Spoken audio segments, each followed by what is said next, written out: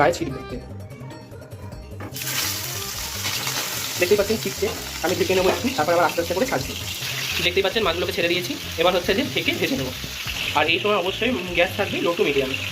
এইদিকে মাছ ভাজি ঠিকই, কিন্তু তার পরবর্তীতে এই ধারে একটু গরম জল বসিয়ে দেবো মাছের ঝোলের জন্য। দেখতেই পাচ্ছেন গরম জল বসিয়ে দিয়েছি। আর ঠান্ডা জলের তুলনায় আমাদের সময় হয় না ঠিকই, কিন্তু ঠান্ডা জলের তুলনায় যদি গরম জল ব্যবহার করা হয় সেক্ষেত্রে দেখা যাবে না তরকারির সাথে কিছুটা হলেও বাড়বে। সেক্ষেত্রে গরম জলটা বসিয়ে দিয়েছি, আর এদিকে মাছগুলো ভাজা হচ্ছে, হতে থাকুক। তারপর মাছগুলো ভাজা হলে আবার ফিরে আসছে। দেখতেই পাচ্ছেন মাছগুলো গ্রেভি করে লাল করে ভেজে নিয়েছি, এবার হচ্ছে মাছগুলোকে তুলে নেবো।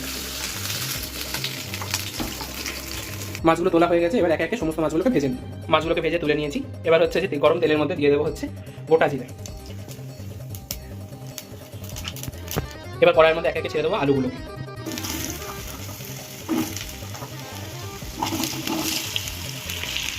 আলুগুলো এবার একটু ভাজা হতে দেবো, পুরো ভাজা হচ্ছে হতে থাকুক। তার মধ্যে দিয়ে দেবো হচ্ছে পেঁয়াজ কুচি, টমেটো কুচি আর ছিঁড়ে রাখা